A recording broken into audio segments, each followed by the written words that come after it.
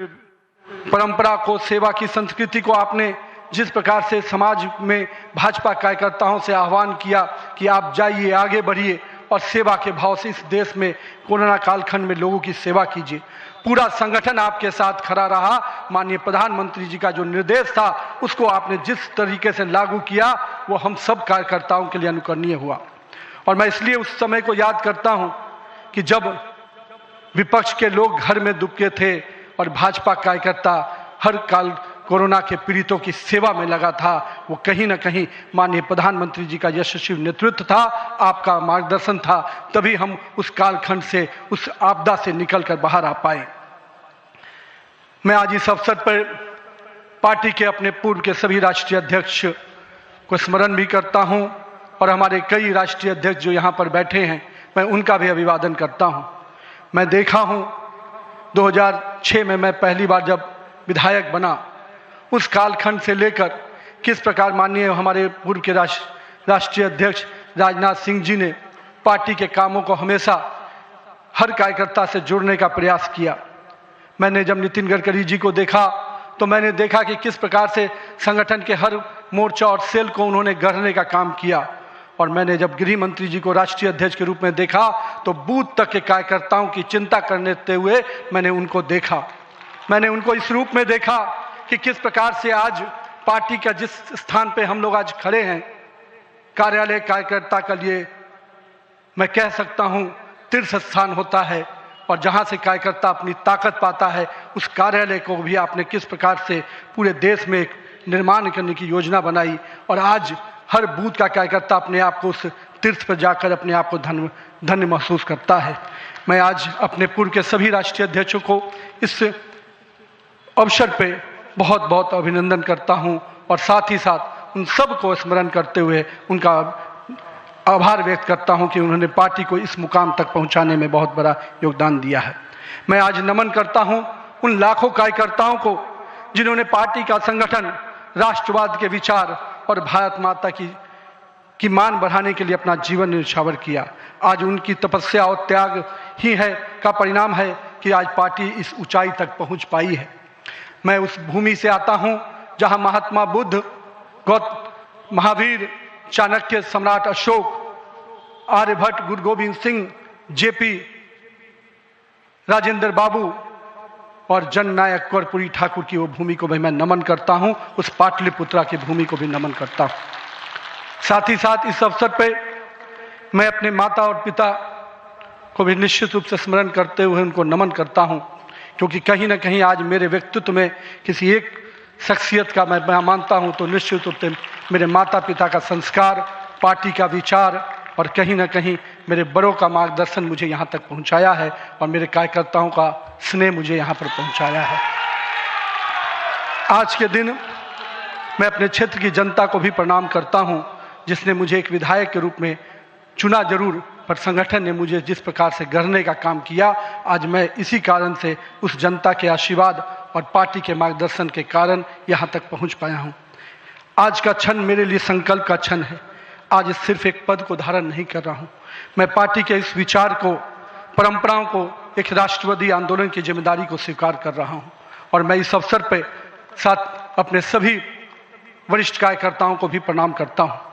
साथियों, हम लोगों ने देखा है श्यामा प्रसाद मुखर्जी जी का प्रखर राष्ट्रवाद किस प्रकार से हमारे हर कार्यकर्ताओं के मन में बसा हुआ है। पंडित दीनदयाल जी के उपाध्याय के अंत्योदय और माननीय स्वर्गीय अपने सदैव भारत रत्न अटल बिहारी वाजपेयी जी का सुशासन की राजनीति, आज माननीय प्रधानमंत्री जी उसको आत्मसात करते हुए विकसित भारत की परिकल्पना हम सबके सामने रखी है। और आज 140 करोड़ भारतवासी अपने आप को इस विकसित भारत के सपने के साथ जोड़कर देश को आगे बढ़ाने में लगा है। मैं इसके लिए तहे दिल से माननीय प्रधानमंत्री जी का आभार व्यक्त करता हूँ। अभी माननीय प्रधानमंत्री जी अपने संबोधन में बता रहे थे किस प्रकार से अंत्योदय की योजनाओं को उन्होंने नीचे उतारा है। जल जीवन मिशन ही नहीं, हम महिलाओं को 11 करोड़ शौचालय की योजना को भी याद करना चाहेंगे। किस प्रकार से महिलाओं का सम्मान बढ़ा, 13 करोड़ 4 करोड़ लोगों को पक्के मकान मिले, 42 करोड़ लोगों को आयुष्मान भारत, 56 करोड़ लोगों के जनधन खाते खुले। मुझे आज भी याद है जब जनधन खाता खोलाने की बात हो रही थी तो कई लोग देश में जब हम भाजपा के लोग इसको आगे बढ़ा रहे थे तो लोग हमारा मजाक उड़ा रहे थे। पर मैं आज भी मानता हूं, गरीब के खाते में अगर 1 रुपया दिल्ली से चलता है तो 1 रुपया अगर गरीब के खाते में पहुंच पाता है तो ये कहीं ना कहीं उस जनधन खाते का वरदान के रूप में मैं देखता हूं। मैं आज के दिन माननीय प्रधानमंत्री जी के इस सब के साथ और सबके विकास के इस नारे को फलीभूत होता देख रहा हूं।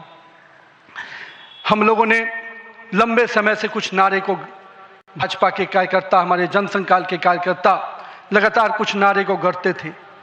रामलल्ला हम आएंगे, मंदिर वहीं बनाएंगे, जहां हुए बलिदान मुखर्जी वो कश्मीर हमारा है, एक देश में 2 विधान 2 प्रधान 2 निशान नहीं चलेगा। साथियों, आज भाजपा के कार्यकर्ताओं ने वो कालखंड देखा जब अयोध्या का भव्य राम मंदिर का मार्ग प्रशस्त हुआ। आज जम्मू कश्मीर की जनता ने 370 धारा से मुक्ति का दौर देखा। आज सांस्कृतिक व राष्ट्रवाद की विचारें और मजबूत हो रही हैं। साथियों, मुझे याद है अब वो समय जब हम लोग आज श्रीनगर के लाल चौक पर तिरंगा लहराते देखते हैं तो गर्व की अनुभूति होती है।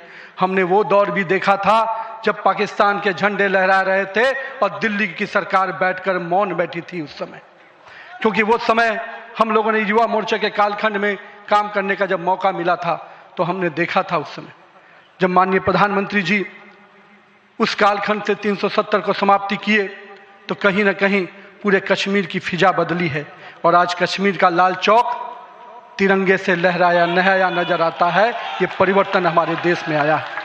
साथियों, हम भारतीय जनता पार्टी के उस समान राजनीतिक दल नहीं जिसके लिए हम काम करते हैं, हम उस विचार के साथ काम करते हैं जिस विचार से हम राजनीतिक अभिव्यक्ति के साथ साथ उस नारे के साथ काम करते हैं जहां राष्ट्र प्रथम के नारे, नेशन फर्स्ट, पार्टी नेक्स्ट और सेल्फ लास्ट।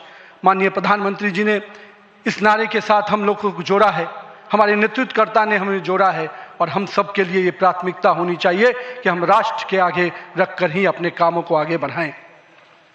साथियों, हम अपने नेतृत्वकर्ता के संघर्ष और बलिदान से सीखने की आवश्यकता है। ये हम वैसे राजनीतिक दल के लोग हैं जहां राजनीतिक सत्ता नहीं साधना है, राजनीतिक भोग नहीं त्याग है, राजनीतिक ऐशो आराम नहीं तपस्या है, राजनीतिक कोई पदभार नहीं उत्तरदायित्व है।